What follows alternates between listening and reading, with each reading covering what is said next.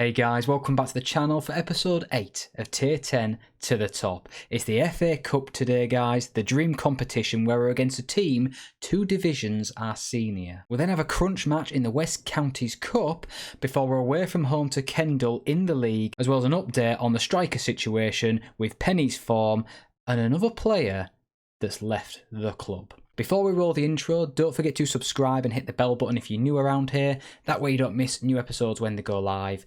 And if you enjoy this one, give us a thumbs up. It really does help the channel.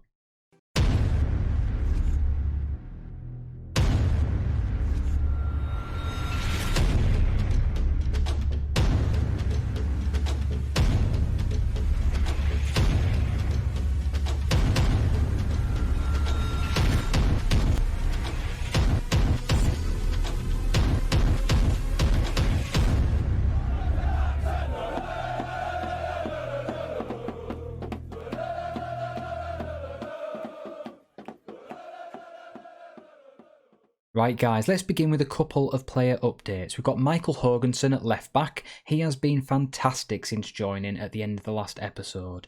He's had 6 starts, got 4 assists, and ignore that 6.57 average rating because as you'll see from these highlights now, he has been way above that. I think the match engine is bugged in all honesty when it comes to defenders' ratings and they need to fix that.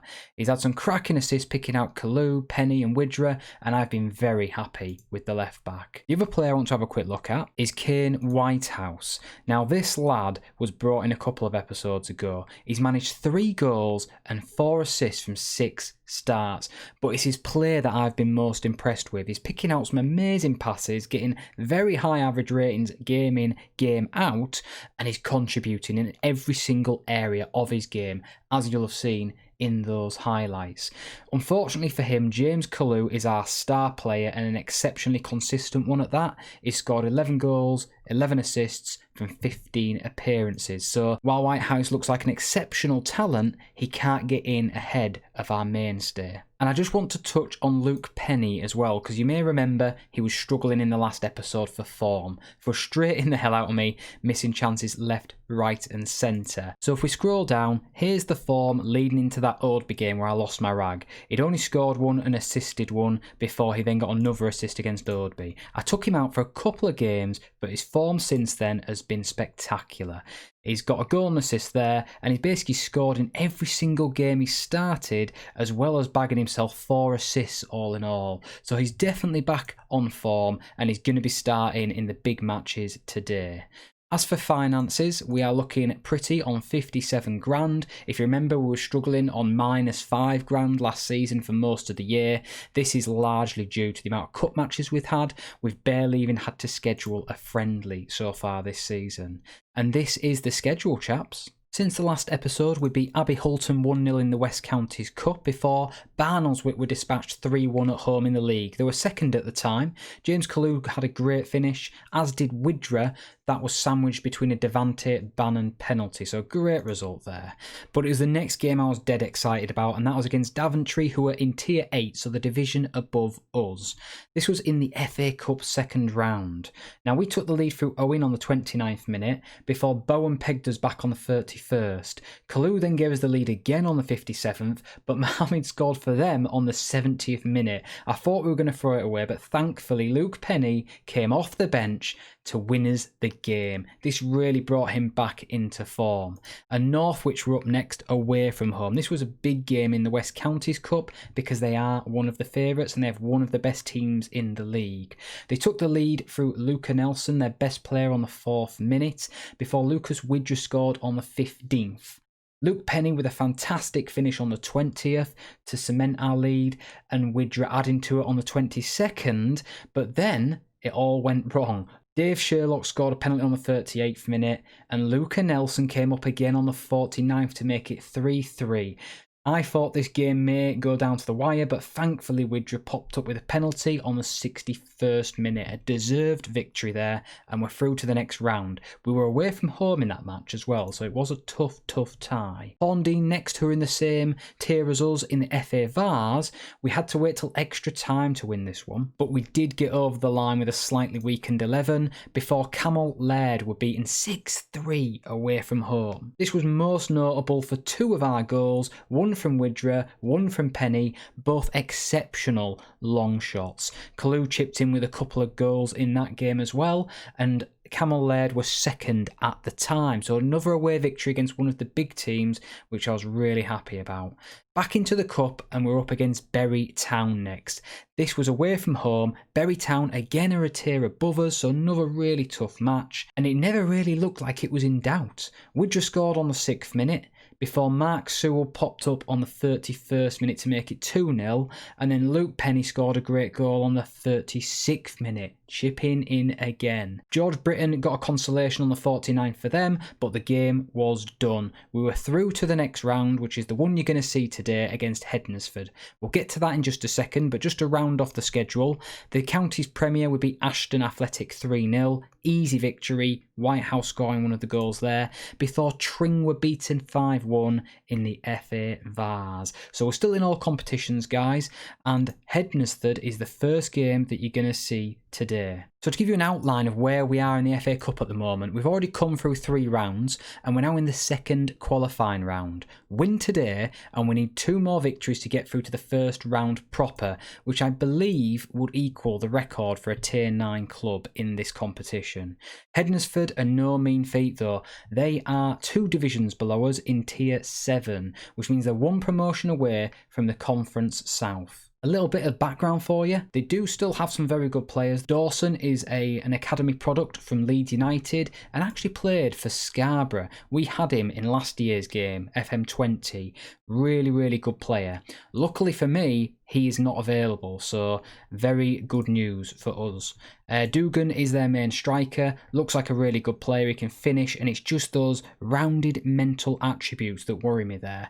He's classed as being a 4.5 star player, that's probably just my assistant's opinion. We're just deemed to be a 3.5 star. Doesn't mean an awful lot, but it does give you a gauge that my staff think these guys are much better than we are. A little bit nervous that they'll be playing a 4-5-1. We know that ball in behind is a struggle for Concerto, and with that DMC they can definitely win possession back and hit us quick on the counter, so we're going to have to be wary of that.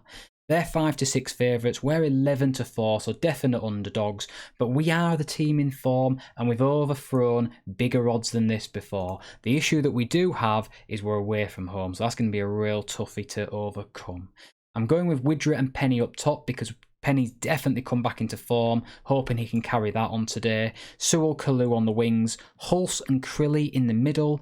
Hulse has been in great form as well. He scored 3 and got 5 assists so far this season.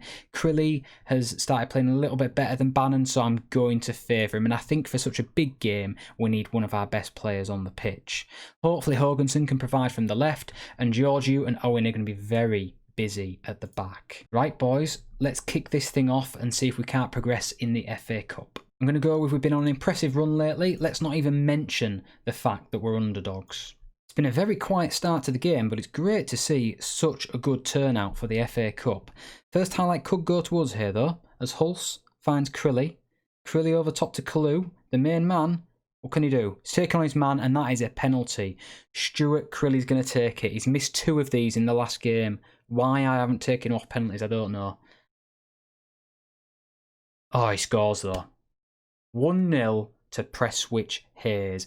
Bear in mind that Prestwich weren't even in Tier 10 only a couple of seasons ago. They're quite new to that level of football, so for us to be in Tier 9 now and competing against a Tier 7 team is massive.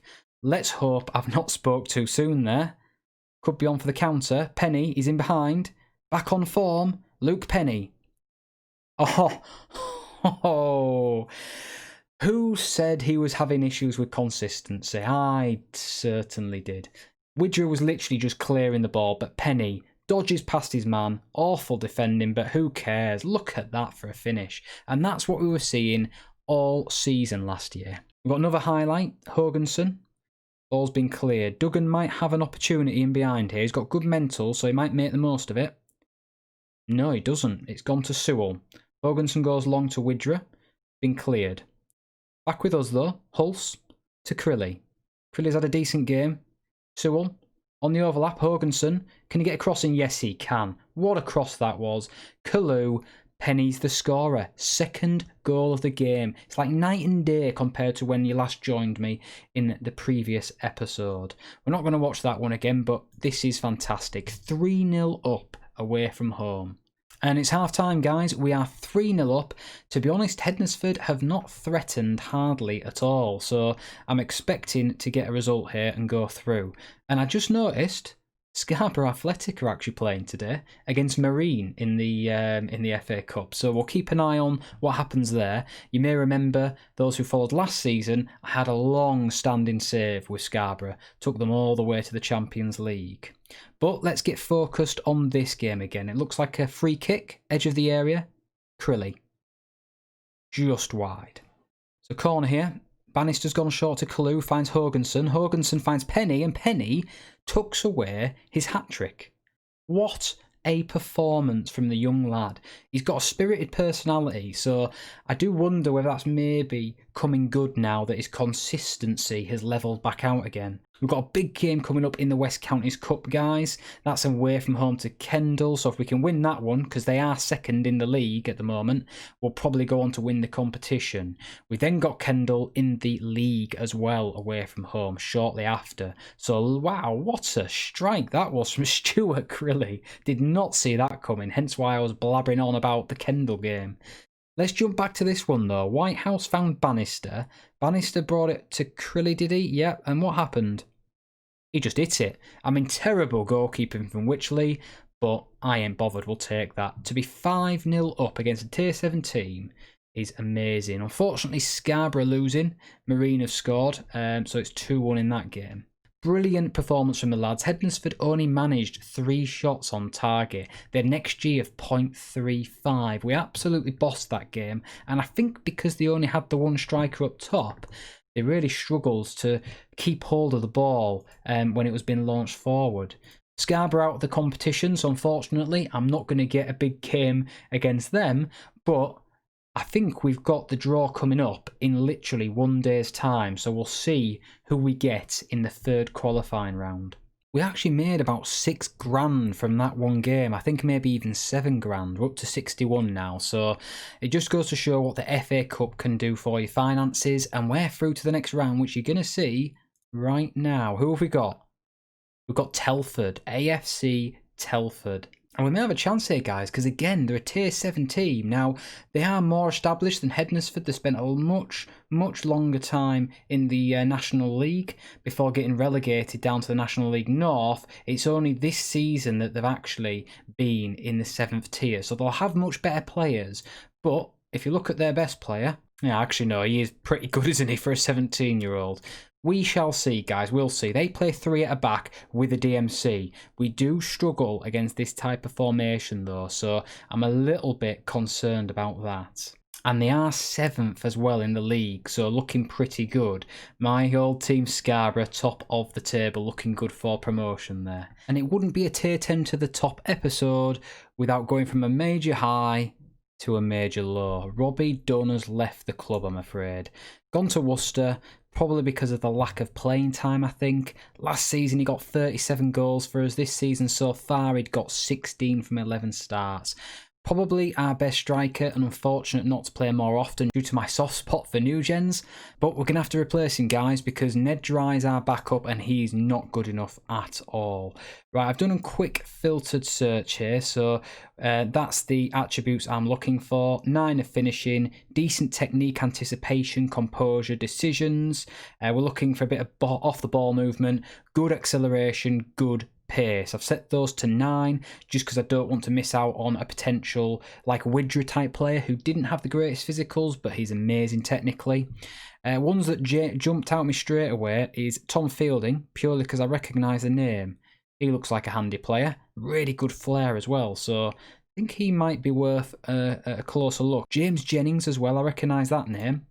Yeah, he was Stoke, wasn't he? So playing for Vauxhall Motors now.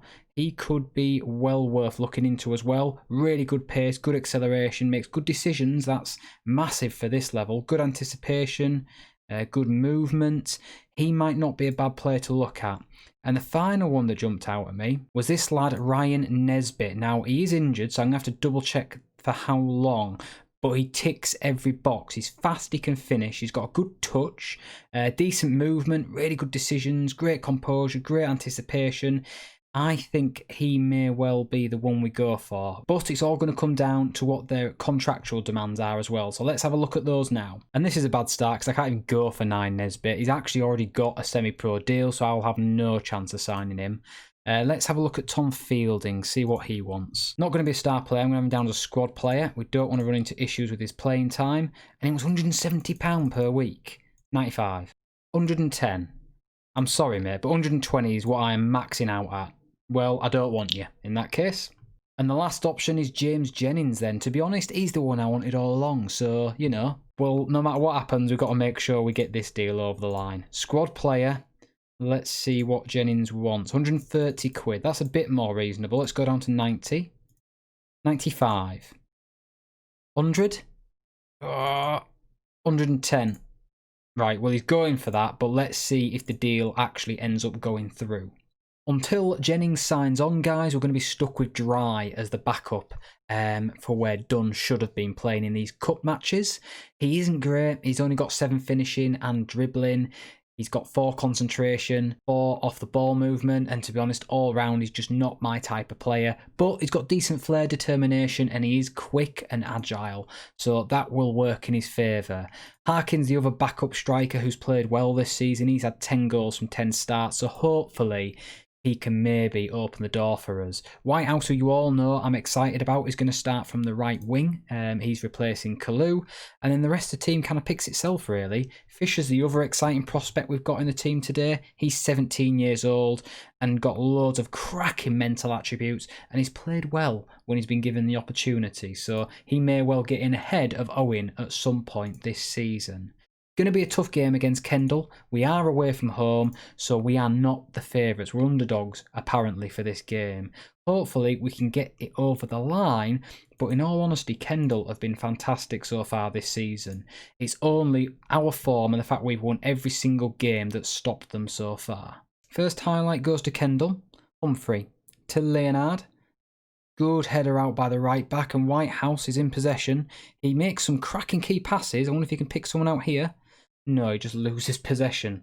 They're almost in behind, and they've got Jaskalainen up front. Now, it's not the goalkeeper, I promise you.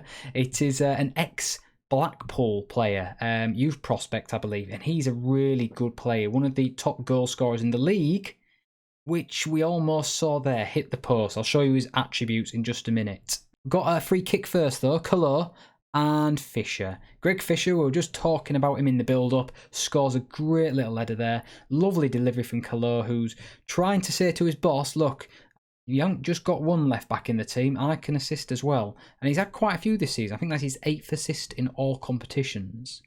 Long throw, Whitehouse. The bad tackle there, I think Nesbitt has given away a penalty. And Colo's got an opportunity here to score from the spot, add to his assist. Can he? Yes, he can. Dispatched lovely. Top corner. 2-0 up, away from home. There's barely a fan in the stadium. Literally just 2 celebrating there or berating their home team. But we will take that all day long. Here's Jaskalainen, who I said we'd look at. Fast, really good finisher, amazing dribbling, amazing touch. Determined, skillful, composed. Good movement off the ball. He is a fantastic little player. I did have a look, by the way, and no, he will not move to us. He's not interested in moving south of the Lake District, I'm afraid. Calo plays it through to Harkin. Now, Harkin can't dribble, but he's got speed. He goes for Nove, the technical wizard instead. Tivy to Dry.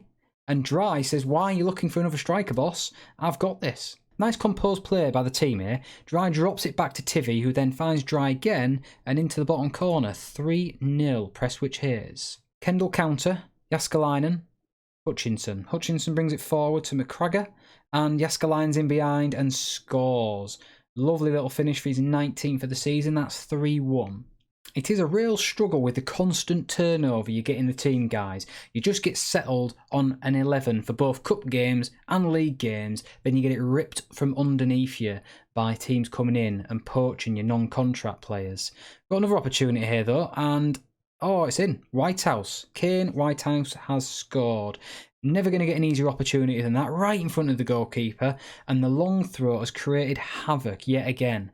That was another Callow opportunity there. He's been fantastic today. Ned Dry involved as well, and then Harkin will probably get the assist from that.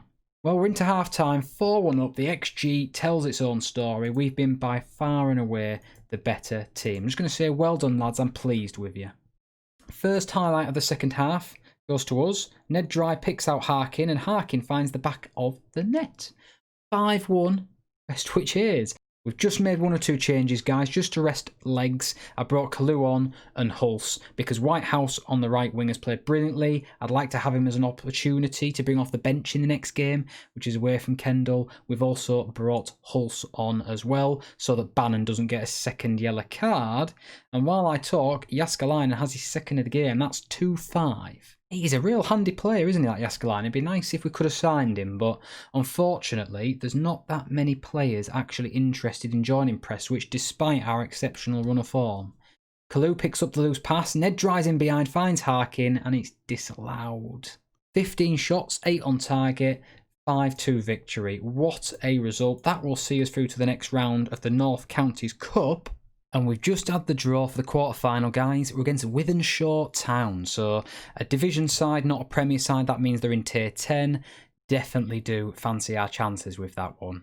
Looking through the newsfeed as well, we're actually missing our key defender for this game against Kendal. Georgiou has been called up yet again to the Cypriot under 21s. So I think that's his 6th cap now, and he got a 6.9 average rating there for that game. So fantastic to see the young centre-back doing so well at youth level. And we've also been offered an interview for the Tranmere job, guys. They're in League 2, really struggling down in relegation zone. But they are a big team, so would have been interesting had I gone in for that one. But to be honest, it's all about Prestwich Hayes. It's Tier 10 to the top. To move away from that theme would just be daft, really. The main change here from the normal first team 11 is that Georgiou is out due to his commitments with Cyprus. That means Greg Fisher is going to get another opportunity at centre-back.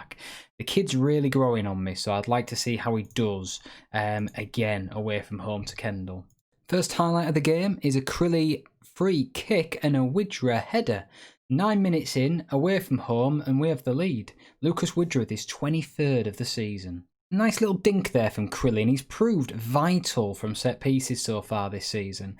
Since he's come in for Bannon, who went off the boil a little bit, he's actually been really good. And star rating wise, according to our assistant manager, he's one of our best players. So he'll definitely see more game time now, I think. And that proves to be the case quite often, guys. You'll make a new signing, he looks like he's a great player, but he just doesn't seem to do it in the first 3 or 4 matches. Very often that's down to team cohesion and him not settling or being familiar with the tactic. There's a number of different things that can do it, but you've got to give these guys time before you properly judge them. Take them out of the firing line, put them back in, repeat. Keep doing that until you start seeing more consistent performances, whether that be good or bad. And very often it can also be a role issue as well, but until you give them more chances, you won't know for sure, and you could be missing out on a cracking player for your team. That half flew by really fast. We've been by far the better team and a 1-0 up. Not quite the domination from the last game away from home to Kendal in the cup, but we will take it. We just want to keep this run going. That is the aim of the game today. Highlight here, Kendal, headed clear. Taylor brings the ball back. Taylor again. He might get dispossessed, but he's found Lloyd, has found Cribley.